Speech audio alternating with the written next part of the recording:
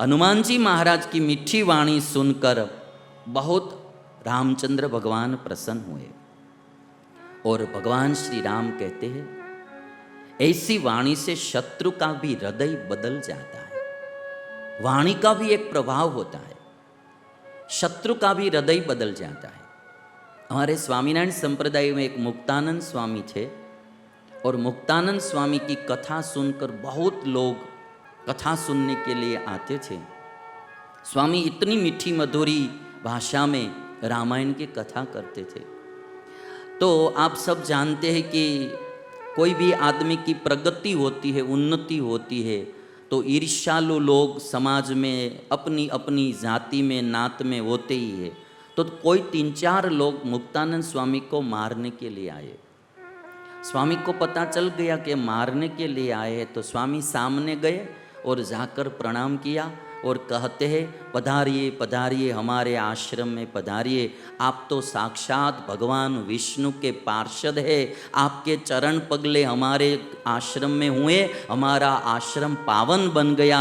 आपके चरण रस से हमारा आश्रम पावन हो गया। तो 4 लोग जो मारने के लिए आए थे ना, वो सोचने लगे कि हमको विष्णु का पार्षद कहा, अब हमें मारना नहीं चाहिए। चारों लोग कथा सुनने के लिए बैठ गए।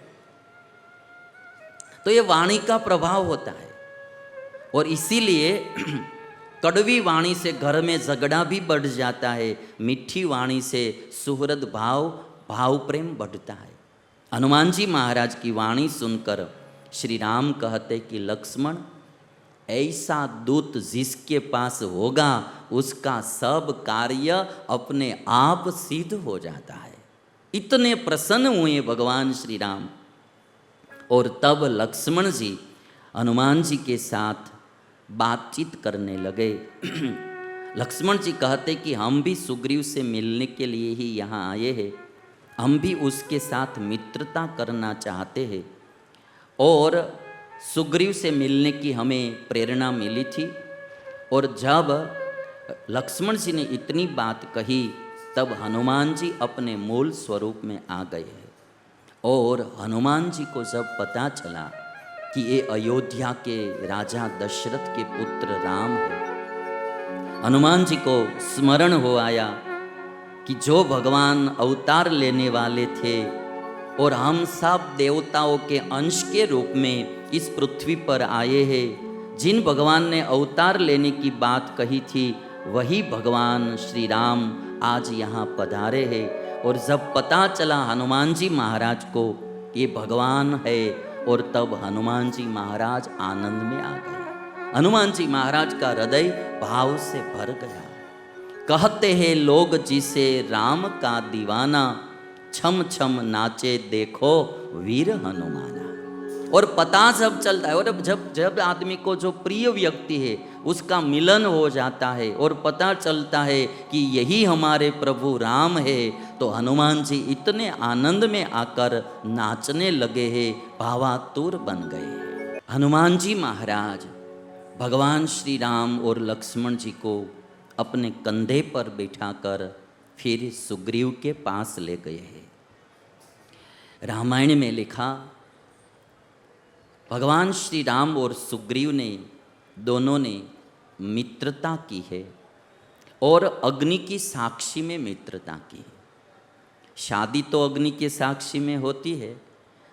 भगवान श्री राम और सुग्रीव ने अग्नि की साक्षी में मित्रता की है।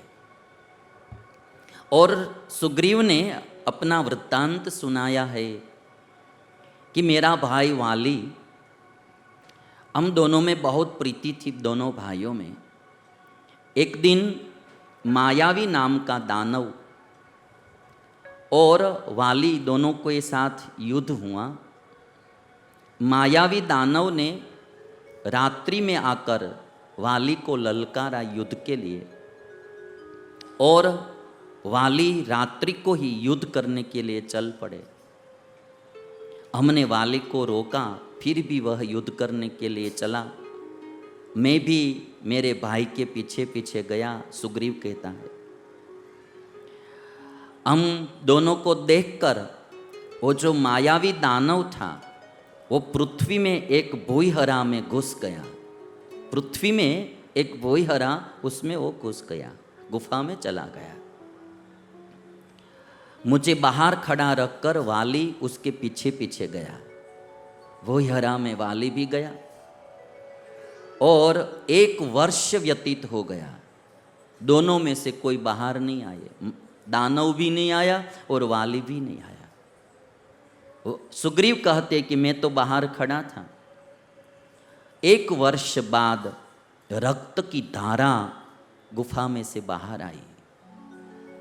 मैंने सोचा कि दानव ने मेरे भाई वाली को मार डाला, अब बाहर आकर मुझे भी मारेगा।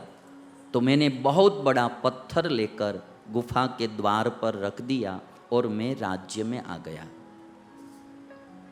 भाई मर गया ऐसा मानकर मंत्रियों ने मेरा राज्याभिषेक कर दिया और किष्किंधा का राजा मुझे बना दिया। थोड़े दिन बाद असुर को मारकर मेरा भाई वाली बाहर आया और भूइहरा के बाहर जो पत्थर था, वो पत्थर देखकर उसको गैर समझ हुई कि ये मेरा भाई सुग्रीव पत्थर यहाँ रख के और राजा बन गया है। तो आकर मेरे भाई वाली ने मेरी पत्नी रुमा का अपहरण कर लिया और मुझे नगर बाहर निकाल दिया। मुझे मारने के लिए बहुत प्रयास किया, मुझे नगर बाहर निकाल दिया। एक मिसअंडरस्टैंडिंग हुई दोनों भाइयों के बीच में।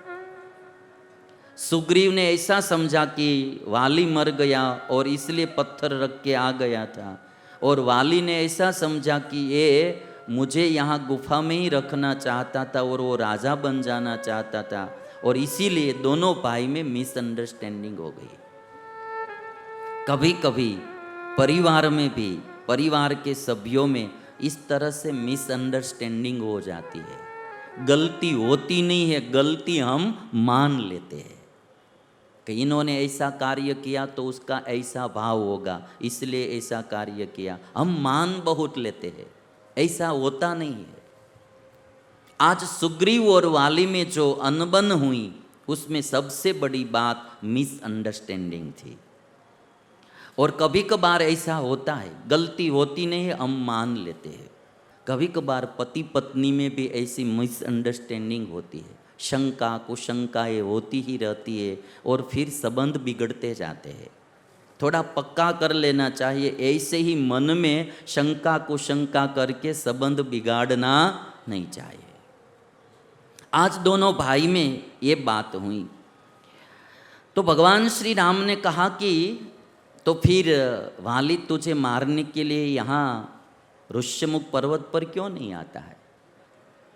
तो सुग्रीव ने कहा कि एक दिन दुंदुम्भी नाम का राक्षस आया था, वाली का उसके साथ युद्ध हुआ, और वाली ने उस समय ये जो दुंदुम्भी आया था राक्षस, वो भैंसे के रूप में आया था, भैंसा का रूप लेके आया था, और वाली ने उसको मारा और पकड़कर वाली ने उसको ऐसा दूर फेंक दिया, 1 योजन दूर फेंक दिया, 12 किलोमीटर दूर फेंक दिया।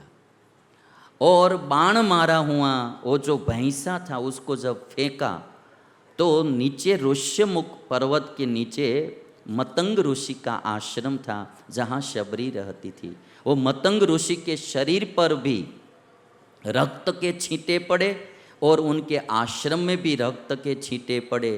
तब मतंग मुनि ने वाली को श्राप दे दिया कि अब कभी भी तुम इस इलाके में आओगे तो तुम्हारी मृत्यु हो जाएगी।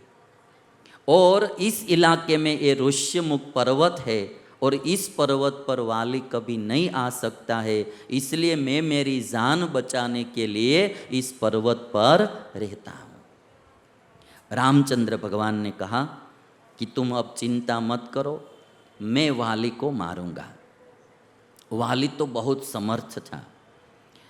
सुग्रीव ने कहा कि आप कहते हैं कि किंतु मुझे भरोसा नहीं आएगा। अभी देखिए जो हड्डी है ना वो दुंदुम्भी राक्षस की पड़ी हुई है, 1 योजन उसको दूर फेंक दिया था। रामचंद्र भगवान ने बाण लेकर 10 योजन उस हड्डियों को दूर फेंक दिया। सुग्रीव कहता है कि हड्डियों को दूर फेंकना आसान है, उसने तो पूरे पूरा दुंदुम्बी को फेंक दिया था।